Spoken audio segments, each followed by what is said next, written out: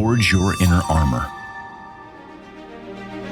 Welcome to the Inner Armor Podcast with Dr. Timothy Royer, where we explore ways to train our brains and bodies to become dynamically resilient so that we can all, from professional athletes to ordinary people, perform at our potential.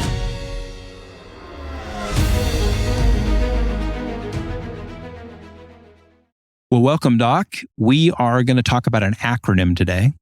Yes. Not very many people have heard of this. Yeah, I think everybody's heard of this acronym. And the acronym is ADHD, Attention Deficit Hyperactivity Disorder. And if you were around anywhere in the early 2000s, maybe the late 90s and the early 2000s, you heard that acronym, I don't know, every day somehow, some way, because it was a big thing back then. Everybody was talking about ADHD. It seemed almost as if every kid had ADHD. There were classrooms where it seemed like more than half the class was being diagnosed, and I'm holding my fingers up here doing scare quotes, diagnosed with ADHD. And a very large percentage of America was on prescription drugs for ADHD. And so we want to talk about this because your own professional journey and the founding of Royer Neuroscience and Inner Armor and all the things you're doing kind of paralleled the rise of that disorder and your work with it and some of the insights you gained from treating it and led to where you are today. And so I want to have you just kind of tell that story because it really led you to some realizations. And I think it's also an interesting part of that story, which I hope you'll get to. We just don't hear as much about that acronym as we used to, which I think is an interesting part of the story as well.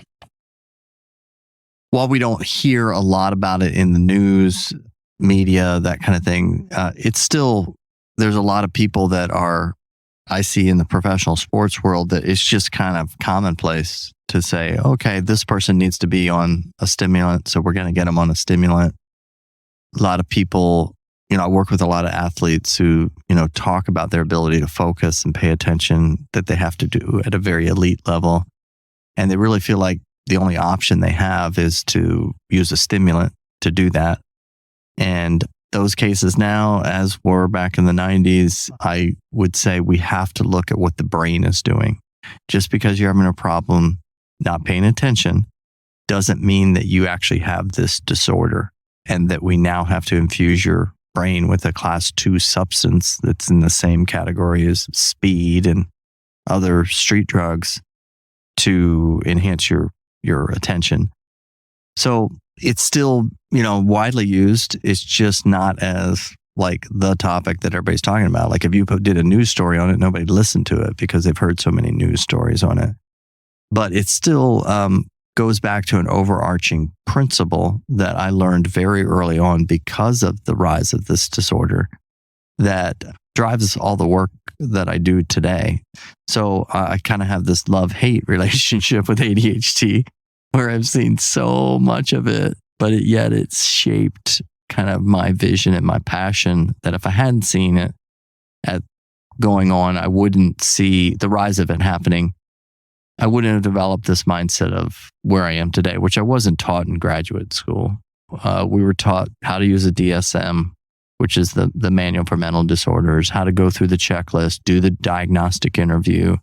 And based on the responses to those questions or maybe to a checklist, that you're going to give a brain-based disorder on somebody's subjective responses to different behaviors that they're having. Now, I want to say that again. A brain-based disorder based on somebody's report of their behaviors. There is so much distance between the neurological brain activity that truly happens in ADHD and the downstream behavior that can happen because of so many other things that could get diagnosed as ADHD. Early on, as we started to look at this, I was calculating a misdiagnosis of the disorder of close to 60 to 65% of people that they didn't have the disorder, or if they did, there was another percentage that actually had it, but it was secondary to something else. And so that disconnect, and many times that is what instills passion or vision in people, is they find something wrong or broken, that they realize there's maybe something I can do about that. And, that has been kind of the fire that started back in the 90s for me, is to address this disorder. Well, let's go, through the Wayback Machine here. Yeah. Let's go back to the 90s and talk about, just tell the story here about, clinically you came out, what you were doing in the field, what you were encountering. Let's talk a little bit about what ADHD is and what it isn't, technically, medically, and kind of your first encounters with it. Yeah. So when I was, this would be 94, I had the opportunity to become the division chief of psychology and psychiatry at a very large hospital in Grand Rapids, Michigan. And our purpose was to help physicians with any mental health diagnoses, to also help inpatient at the hospital behaviorally with behavioral interventions. But our main thing was diagnostics. And so my training was in neuropsych testing, looking at the brain, how it works. Well, looking at testing and how the brain works. I hadn't really gotten into actual imaging until a little bit later. But I was having just multiple physicians who they had maybe tried somebody on a stimulant. And back then, big ones were, Ritalin and Concerta and Adderall. And they were finding this isn't really working. It's not as easy as the drug rep, presented it to me. Is now they're coming back and Johnny has a tic, repetitive behavior, or he's become more obsessive compulsive, or he can't sleep at night, or now Johnny's got a weight problem. And they would be asking our service to look at this and say, well, what else can we be doing? Or what should we increase the dose, or that kind of thing?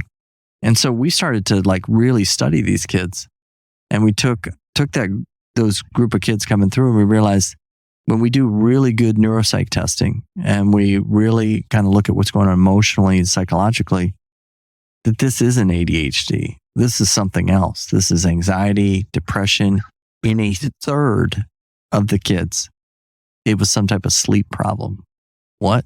Who even measures sleep when you talk about ADHD? I know our listeners out there, somebody, or you have a child. Did the doctor ask you about their sleep? And even beyond that, did they do any form of sleep study to see what's going on? Because a third of individuals who get diagnosed with ADHD don't have ADHD. They have a sleep problem, right? Okay, Doc, ADHD is a term from the DSM, which is the Manual of Psychiatric or Psychological Disorders. Right? Mm-hmm. What is the actual clinical definition? Yeah, and I think ADHD. Yeah, and we've talked about this before. Like, if I see these behaviors and my hand is shaking, do I now have shaky hand syndrome? Right. And this is kind of the downside of the DSM, is it's just describing different behaviors. And so as I go through these, I want the listener to think about, there's different categories of how I produce behaviors, or different reasons, right? Psychologically, emotionally, physiologically. These are all upstream, starting with neurological. So imagine neurological is the first thing that happens, an electrical firing in the brain. And then there's a physiological response, a psychological or emotional response, and then a behavioral response. So the DSM-5, the kind of the negative I would put on it is, it's just looking at downstream. There's no, as I'm measuring, this is just descriptive behavior. Right. To put it in popular terms, it'd be like, I get sleepy and fall asleep watching the TV at 8:00 at night. And my wife says, "What's wrong with you?" And I go, "Well, I get sleepy," right? There could be 20 reasons why I'm getting sleepy, Yes. Right? It's not telling you anything just to say that I get sleepy and fall asleep watching TV. There could be 20 reasons why. So, yeah. And so what I'm going to give you is exactly how this diagnosis is made almost 99% of the time, is you're looking, this is what our medical arena has said, well, this is how we're going to make this diagnosis. Okay. So let's look at it. First of all, you have to have a consistent pattern of either inattention. So you define the ADHD as either inattentive or hyperactivity and impulsivity. So there's two categories, this inattentive, kind of staring out the window, or you have this hyperactive impulsive type. And that has to interfere with functioning or development. We're probably already starting to get kind of vague here. Okay, what level of functioning? What level of development? Okay, but we're going to make the clinician has the ability to say, yeah, this is causing some impairment in functioning or development. So if you're on the inattentive side, okay, so that means you're the kid who's not bouncing off the walls or the adult who's not bouncing off the walls. You just find yourself like losing focus. You're staring at the wall, okay? You have to have 6 or more of these inattention symptoms by the age of 16. And 5 or more for adolescents. So let's look at what these are, okay? Often fail to give close attention to details or makes careless mistakes in schoolwork or work or other activities. That's one. You have to hit 6 of these. Often has trouble holding attention on task or play activities. Often does not seem to listen when spoken to directly. Often does not follow through on instructions or schoolwork. Often has trouble organizing tasks and activities. Often avoids or dislikes things that require mental effort over long periods of time. Often loses things for necessary tasks. Is often easily distracted. How are we measuring that? I don't know. Is often forgetful in daily activities. So if you have 6 of those, you're going to get the inattentive type of ADHD. Okay. I love these for the impulsive one. Okay. So for hyperactivity and impulsivity side of it, you're going to have 6 or more. Often fidgets or tap hands or feet or squirms in seat. Okay. I don't know exactly how we define, like what is often, what's too little, I don't know. Often leaves seat in situations when expected to sit. I do that because my bladder, I have to use the bathroom all the time. Okay. Often runs about or climbs in situations where it's not appropriate. Often unable to play or take part in leisure activities quietly.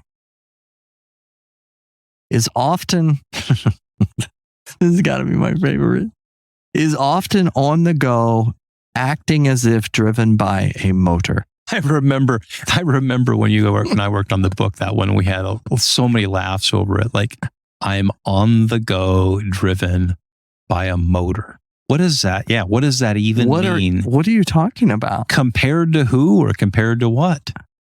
On the go, acting driven by a motor. I mean, like, I don't know how to measure that. Right. See, I'm coming out of neuropsych where we measure exact points of IQ, right, exact percentages of changes in depression.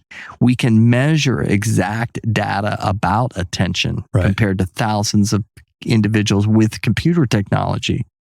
And I'm finding that almost everybody on the planet that's diagnosed with this, we're using a criteria of is often on the go, acting as if driven by a motor, often talks excessively. And I know a lot of people who talk excessively, and I wouldn't say that that's because they have ADHD, right?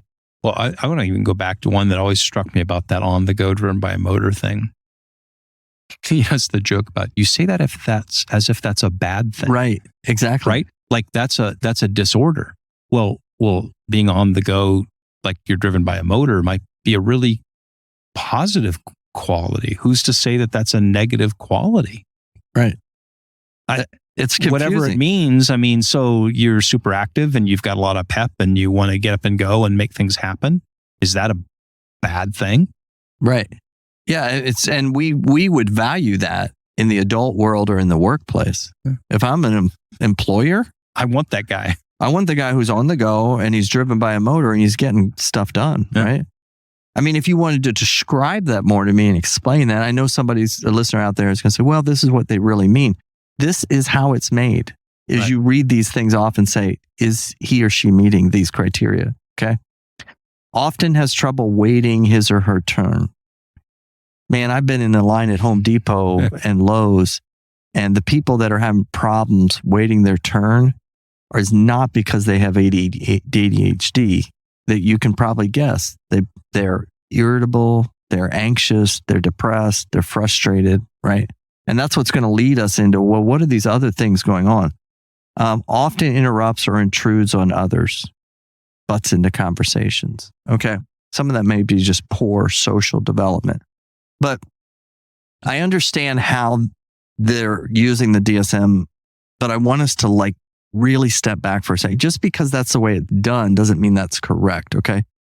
What you're doing here is you're doing the exact way of diagnosing that was done in 1903, 1905, when Dr. Still, it was called something different then, but it developed into ADHD when he identified this group in a group of children in Europe, right?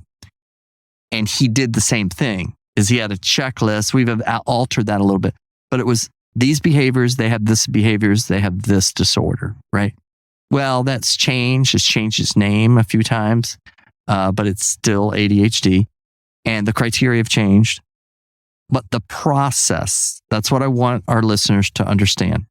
The process of just looking at behaviors, diagnosing this disorder, when really this is a brain-based thing, that my way to treat this is to change the neurochemical reactions in the brain, okay, and not even look at the brain, okay? What other medical condition would we rely on the same type of technology that was occurring? I would call that technology, or way that he's diagnosing in 1903, 1905. If I did what they were doing with cardiovascular diagnoses and treatment in 1903, 1905, a person would get sued, right? Well, yeah. And plus there's sort of a logical, I don't know if it's logical, technically logical fallacy, but sort of a logical failure where you say you haven't explained the causes to the effects. Again, so if you say this kid in class is whatever, not paying attention or whatever, I was like, well, what if they didn't sleep but 2 hours last night? Right. What if they're living in a house where there's barking dogs and screaming parents and they haven't slept? That would account for their behavior. They may not have ADHD, the kid's just sleepy, right? Or sleep deprived, or whatever, or traumatized, right. Or whatever the case may be, right? So it's taking, like you say, this cluster of behaviors. And what's weird about it is, number one, it presumes that there's a norm. Right. Yeah. So, right. You say, well, what a good child would do would not act super active as if they are on a motor. Again, I don't know. So you've picked some kind of a norm of what you think a good child is. Secondly, you haven't asked for any alternative explanations. Right. And three, to your point, you haven't gotten upstream and looked at the data in the brain that would indicate that this is an actual measurable thing. As you just said, you look at cardiovascular disease, you look at diabetes, look at anything else that you'd be diagnosed wrong with, and you'd go, well, here's the test results. Right. You have this. So on all three of these points, it's sort of a failure. And yet people were using these very rough, weird, approximate sort of behavior descriptions and diagnosing people willy-nilly. And how many of those diagnoses were made? I know you'll go on about this one, were made by teachers. Right. So you came into the parent-teacher conference and the teacher says, well, I'm not a doctor, but I've been a teacher for a number of years and I see a lot of kids, and, I'm pretty sure that Johnny or Sally has ADHD because they just don't seem to pay attention to me or respond to me the way I would like them to. Yeah. And I get that behavior is happening, but you have to ask, why is that behavior happening? So before I even got into imaging, okay, and that's what's very important to understand, before I really started to look at, there are ways to measure this neurologically, I was so skeptical of seeing this because it's like, man, have you ever seen what a kid does when they're depressed? They fidget. They act like they're on the go, or they stare off into space and they're not interested in completing tasks, or they're irritable. I mean, there are so many things on here that if I took them out, those criteria, and put them under a pediatric depression diagnosis, they'd have the same symptoms. Yeah. Take a child who's anxious, who has an anxiety disorder, and you'll find the fidgetiness, the restlessness, the impulsivity. It's the same. Take a child who has a learning disability, cannot process what's going on in the classroom. What do? They do the same thing. We talked about that when we worked on that book, because you made the point that, so again, poor Johnny. Johnny is always remember when, I don't know if you remember, when I was a kid, there was this was a Boy Scouts magazine. It was with Goofus and Gallant in it, or it was Highlights magazine or whatever. There's always Goofus and Gallant. Gallant is a good kid. Goofus is a bad stuff. So there's always Goofus must have had ADHD. Yeah, there's always Johnny, and poor Johnny is Goofus, right? In all of our examples. But Johnny, they're trying to learn to read, and Johnny has an eye tracking problem. Right. And like you used to say, actually moving your eyes across the line, dropping them down one line to the left side and picking up the words again, requires, visual acuity and a whole bunch of stuff. Right. So maybe Johnny's got some visual issues, maybe some learning disorder issues, whatever it is. And so Johnny's just having a harder time reading. So when the teacher's sitting there, all the kids are doing, and hey, Sally, read the, third paragraph for us. Johnny, you read it, and he can't. Right. Right. So now he's anxious and he's fidgeting in his seat because he's terrified the teacher's going to call on him. Right. Next. And the teacher goes, man, look at Johnny over there. He's fidgeting and looks super anxious. I'm sure he has attention deficit hyperactivity. No, Johnny is struggling to read because he needs glasses. Yeah. Right? He needs eyeglasses, and he's terrified that you're going to call on him. And oh, by the way, his mom works second shift and is this and that, and he didn't get any sleep last night. And you're making this psychological diagnosis of him as a teacher that isn't actually correlated with any actual causes or explanations, and it has no data associated. But now you're sort of dooming Johnny to be an ADHD kid, and we'll get into a second what you're going to do, which is you're going to pump him full of super powerful amphetamines. Right. And if Johnny has an eye tracking problem, which a lot of boys do, like if you look at a playground of 5-year-olds, 6-year-olds, what are the girls doing? Jumping rope, hopscotch. I mean, they're doing all these coordinated activities, and the boys are kind of stumbling around, pushing each other. If they had to walk a balance beam, no way. Bounce a ball. The only ones that are bouncing a wall are the ones that are probably going to play, college sports someday, right? And we know that they probably have poor ocular motor coordination. So what happens when a child has poor ocular motor coordination and you ask them to read? Well, they can't use their fine muscles in their eyes. So what do? They have to move their shoulders. They have to move their head. They have to move their trunk.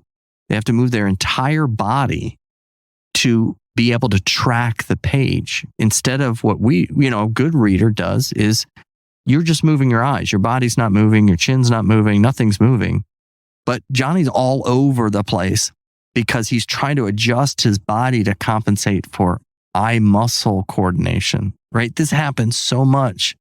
And then what happens is he gets on a stimulant, which further creates more tunnel vision for him, which means he has to move even more. And it just becomes very complicated. But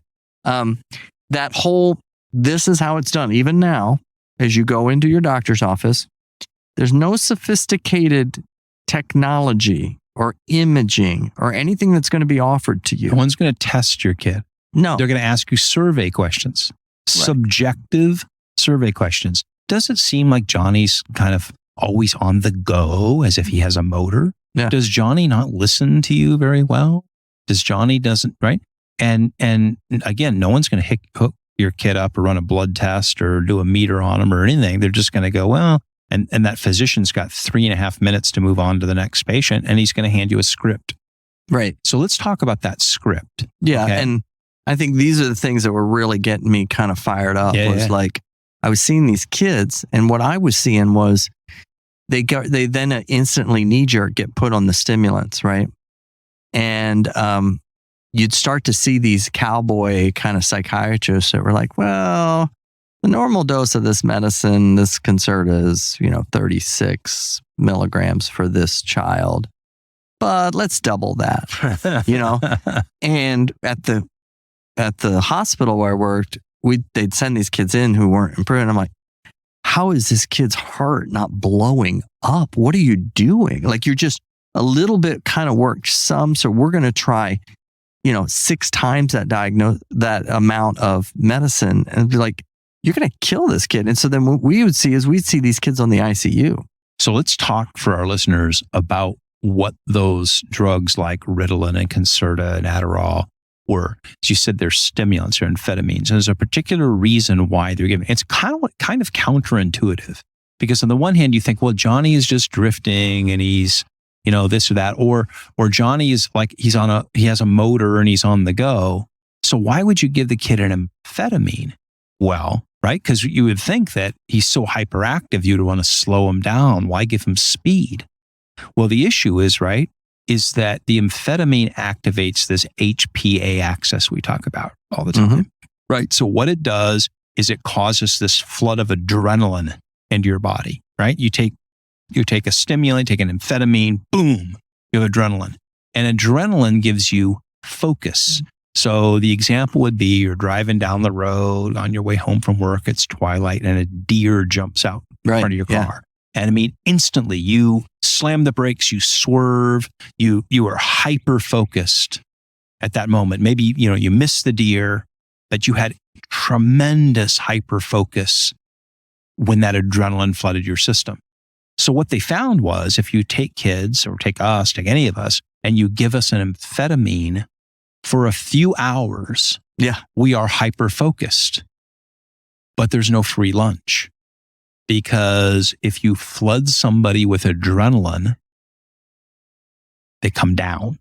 You want to talk about that? Yeah. I mean, you hear these parents where they're just like, if the teacher tells me he's doing so well at school anymore on this medicine, they're not seeing him when he comes off of this, and it's a nightmare at home. And we can't get him to eat when he's taking the medicine. And then when he's not taking it, he's eating everything. And what happens is you start to disrupt other mechanisms in the nervous system. So we've talked about the autonomic nervous system, and what that stimulant does, which is the first course of action that a lot of people are doing. What that stimulant does is it pushes the nervous system into fight-flight state. Okay, if you measure it, you look at it, what's going on across the board in the nervous system, you will see that it's overactivated by that stimulant to introduce focus. With that, though, when we get overactivated, there's other things that happen. Is that starts to disrupt my circadian rhythm, right? You have something very stressful happen to you mid-afternoon. It takes you a while to come down from that. And sometimes you find yourself wide awake at night, right? Well, this amphetamine's doing this all the time when it's going into the system. And, the magic thing for the doctors to figure out, well, like, how much can we keep them on, but not disrupt the stuff? That's a joke. You're disrupting the nervous system and the circadian rhythm the moment he puts that in his mouth. Whether you try to time that out and say it'll be out of his system by this time, it's not gonna be. It's disrupted the normal reaction of cortisol and melatonin in the body and the circadian rhythm cycle. So the sleep, that's number one to go. Number two is you start to see the appetite stuff. You start to see some, real issues with them being able to maintain appetite. 3 is you start to see anxiety, stress. He now can't sleep or is anxious, and so then we're going to put him on a second drug, right? The other thing that happens a lot is tics, repetitive movement. So, he has Tourette's now, or he has a tic disorder. Really? Before we go down that path, which is now something to sedate right, the nervous system, before we go down that path, maybe let me raise my hand here. maybe could the diagnosis be wrong before you start to now say, well, he needs a stimulant in the morning. He needs his uppers and then he needs his downers. And so now I got to give him something to sleep at night, right? So then this is what started happening later in the 90s, was we ever talked about anything called juvenile bipolar disorder. Nobody ever talked about bipolar disorder being diagnosed in kids. Prior to the early 90s, nobody would have ever heard of that. Well, all of a sudden what started happening was, and it's very interesting, the timing of this, all of a sudden these kids would be diagnosed with juvenile bipolar disorder. Like, what? What is that? Well, Johnny now, he's on these uppers, downers, day after day after day, and he just out now bites somebody on the playground, right? Or does something drastic, crazy, stuff in his behaviors, right? And we're like, oh, it's juvenile bipolar disorder. And I want to raise my hand again and say, could we go all the way back to the beginning? And is it just possible that he's on 72 milligrams of Concerta, which is a super powerful amphetamine, and you're jacking this 10-year-old boy? Yeah. Could the diagnosis be wrong? Yeah. Is it possible on the go, fidgety? That's how you're diagnosing. That is wrong. You missed what was driving those things, right? And so what we were doing early on, we were like, we need to do more testing. I want to do personality testing. I want to do looking at what's going on psychologically and emotionally for this child before I start going down around. And many, many times we would see anxiety, depression, trauma.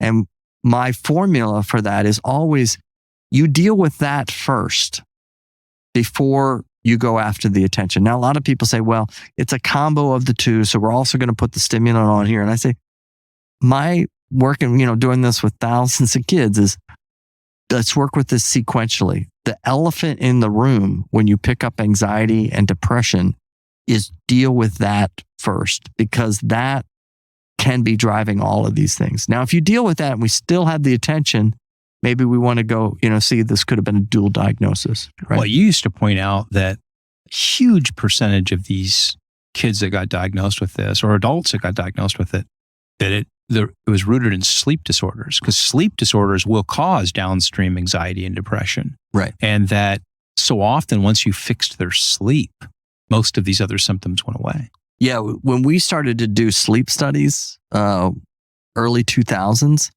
man, my whole world opened up on this. Was like, oh my gosh, there's no deep sleep going on. There's no REM sleep.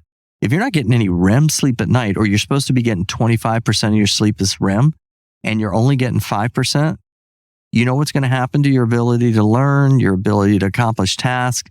It's going to plummet, right? If you're not getting enough deep sleep and the body is extra fatigued, and you're not hitting these marks that should be happening developmentally, because we change in our sleep patterns as we age. And so what we're able to do is we have a database that we use. That when we do a sleep study on a child, we're able to see exactly what should be the amount of REM, what should be the amount of deep.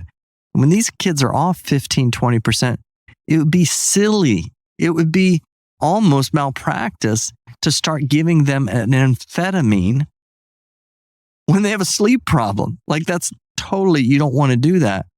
And so we early on would also do a lot of neuropsych testing to say, well, where is this kid intellectually, right? And maybe they have borderline intellectual functioning, which their attention isn't going to be average or above average. It's going to be borderline if their IQ is. The other thing we would look at is underlying learning disabilities. And then back then, before I had EEG, we would use computerized tests of attention, where we're like, okay, how does he compare to other boys his exact age in his ability to focus on this task for 20 minutes, 15 minutes? Introduce auditory and visual stimuli that are going to cause distraction, and compared to his peers, where does he fall? And that one test that we would use a lot is the IVA, but there's also the TOVA, those kind of things. And we got really good at using these tests to help physicians understand, if they were using medicine, how aggressively to use that medicine. See, there's no test you're using when your kid gets put on medicine or you get put on medicine, right? Like, he comes back 6 weeks later, well, 4 weeks, because we got to get the prescription filled. Comes about 4 weeks later, and it's, how's he doing? Oh, he's focusing so much better. Great. He's not focusing that much better. Well, we should give him some more medicine, right? Instead of maybe the diagnosis is wrong. Or 2, what does that mean? Right. Somebody explained to me what that means. Did dad who brought him in have a bad morning on the drive in? Yeah. Like, I don't know what that means. Yeah. Dad just says the kid doesn't seem to be, focusing or paying attention to me. Yeah. There could be 50 reasons why. Right. And dad has his own personality where he's maybe obsessive compulsive and he focuses on so many things too much. So that led you over time to begin to use EEG to evaluate the brain in a objective, data-driven way. And one of the things that you found was that there really was a sort of band of brainwave activity that could be classified as creating some of these symptoms, but it was not what people kind of expected, right? So there was a space where if someone had extremely high theta waves in their brain, so their brain was really drifting and slow, really are kind of half asleep, you could make a case that there's a reason to sort of elevate their brain activity. But that was a very, very small percentage of the cases you were evaluating. Most often, what was happening was when you would put these patients on EEG, you found that their brain was already in a high beta state. It was already running too fast. Yeah. Right? Because of anxiety, because of sleep, because of this, because of that, right? And then you introduced an amphetamine. So maybe their brain was running at 18, 19, 20 hertz.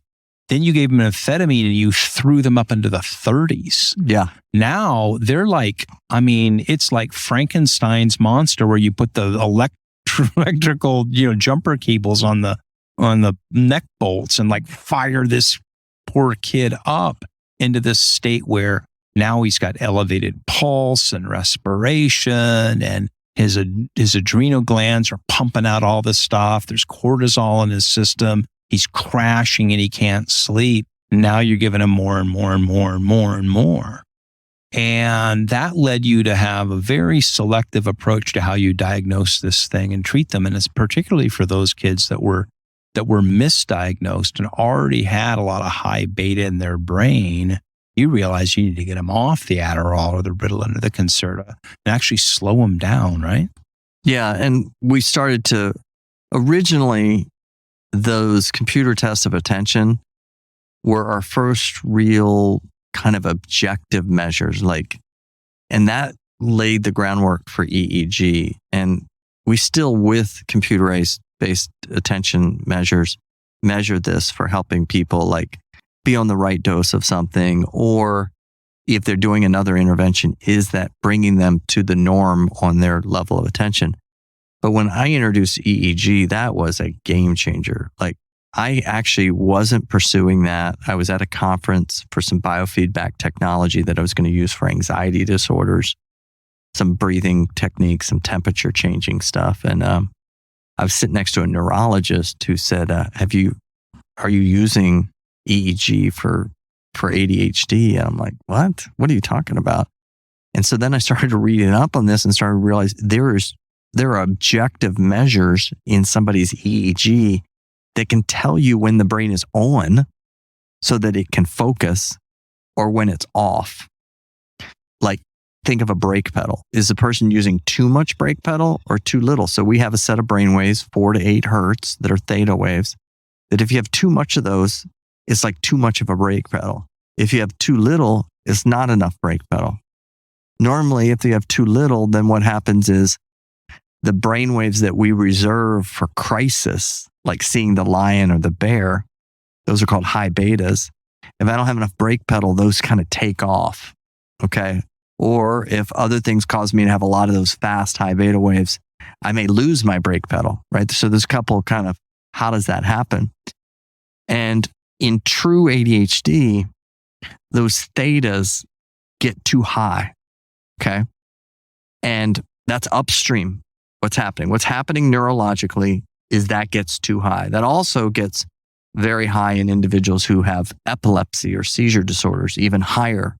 And it's not coincidental that a lot of kids with ADHD may have some underlying, history of some seizures, different things like that. But when that theta gets up there, then the brain can't focus because it's kind of stuck in the mud.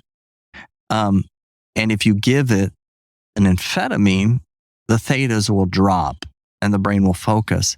However, you can't control where is that going to go. You would hope that it would go into the focusing brain waves, which are around 12 to 15, but that's not an exact science with this flood of chemical. And so many times it pushes into exactly what you said, into this adrenaline response, which the brain will now become very overactivated.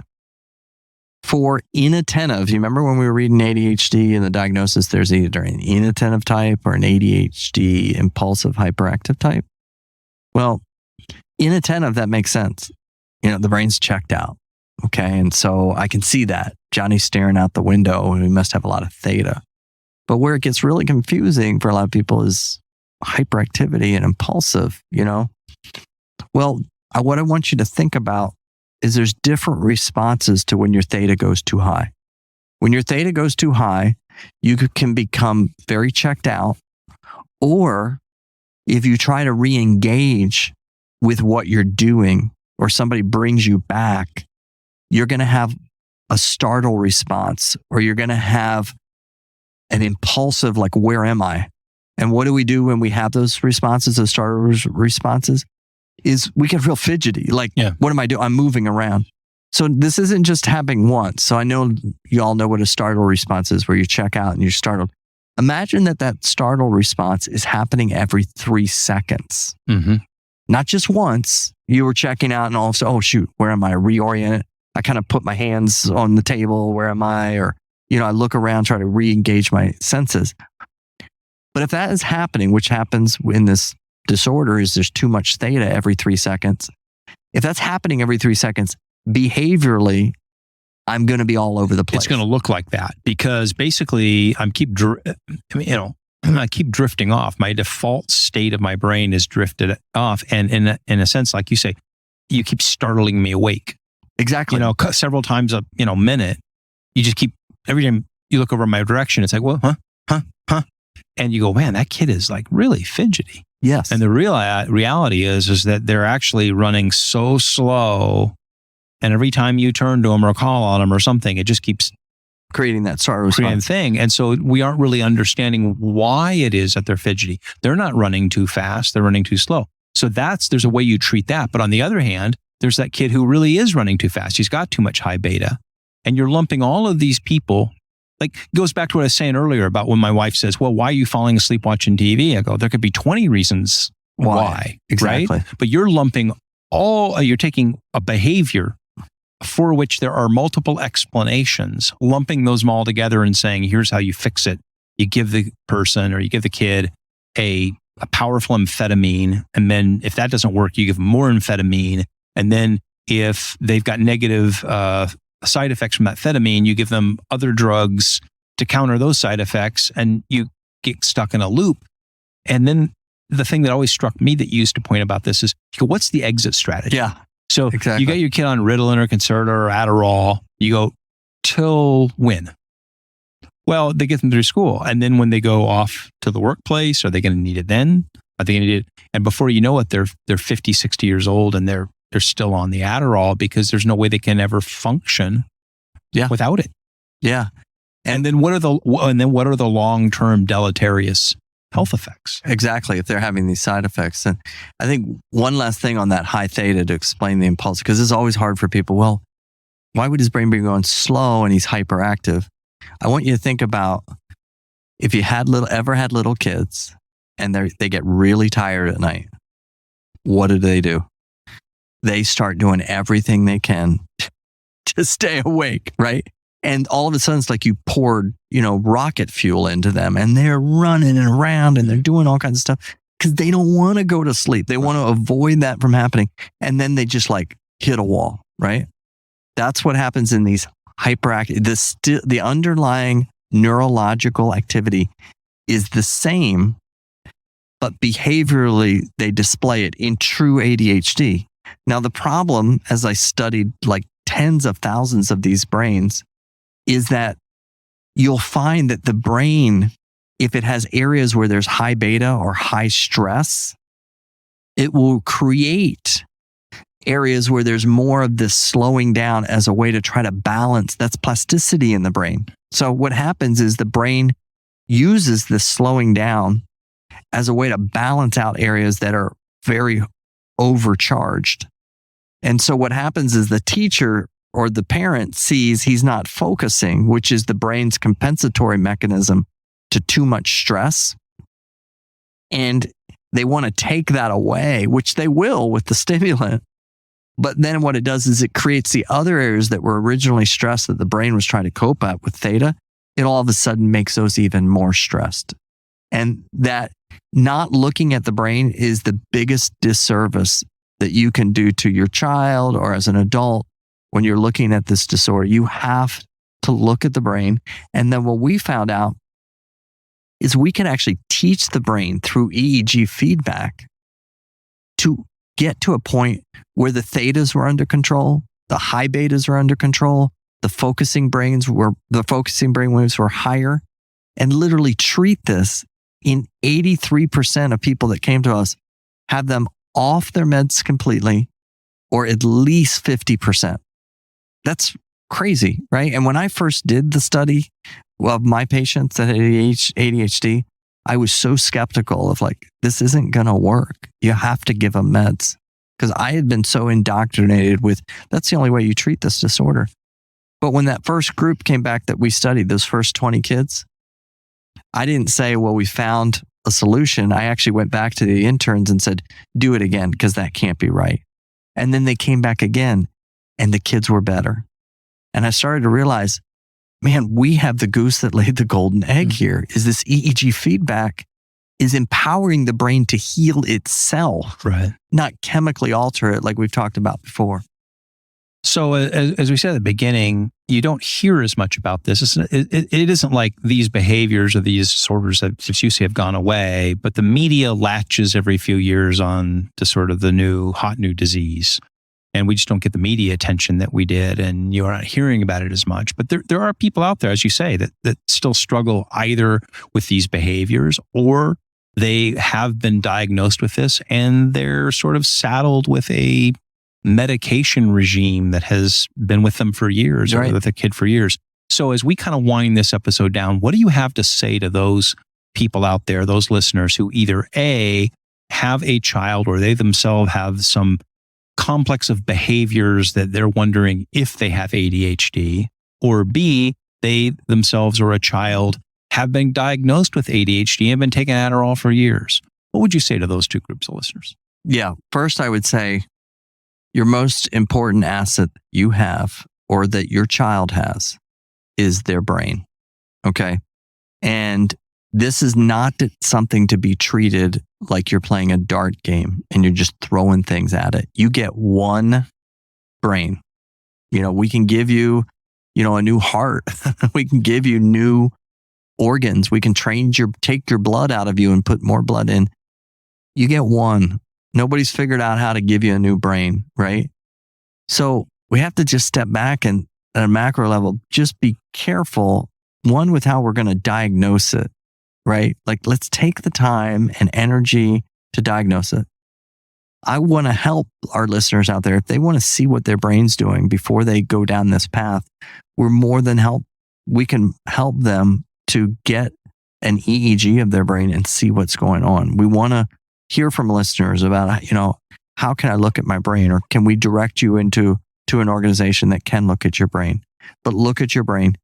Two, if you're using something to address your brain, realize that should just be a temporary solution. You mentioned earlier, what's the exit strategy? Like, yeah, I need to get through this right now, but what really is the exit strategy for this? And the exit strategy is the brain itself. It's so powerful in what it can do. And we just limit it when we say, well, this is the only way I can learn to focus. You can learn physics, you can learn to focus. So for those listeners who want to learn more, Doc, who do they call? Yeah, I think they go to either royerneuroscience.com. You can reach out to me through there, or you can go to forgeinnerarmor.com. Forge Inner Armor, our staff, you'll get to me as well through there. But we want to help you. We want you to understand that whatever you think your ceiling is so much higher than that. And it goes first to diagnosing the brain correctly and looking at the brain. Well, that's great. Hey, we've had a great afternoon of talking about the brain and learning and all the different ways that our bodies and brains are just amazing, and the ways that we can develop as human beings. And we've done it all sitting out here in the piney woods. Awesome. Doc, thanks for joining me out here in the woods on the shores of the Great Lakes. Yeah, this is beautiful out here. Come to our senses out here, definitely. Yeah. Thanks, Doc. Yep. This has been the Inner Armor Podcast. You can find it wherever you get your podcasts. Would you please follow or subscribe, and make sure to leave us a review or comment. You can learn more about Inner Armor, Dr. Royer, and how to perform at your potential by going to forgeinnerarmor.com.